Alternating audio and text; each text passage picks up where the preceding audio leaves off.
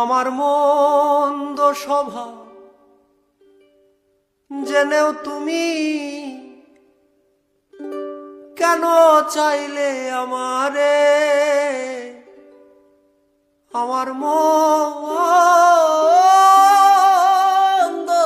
স্বভাব জেনেও তুমি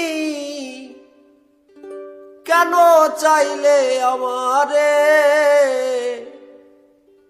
এত ভালো হয় কি মানুষ নিজের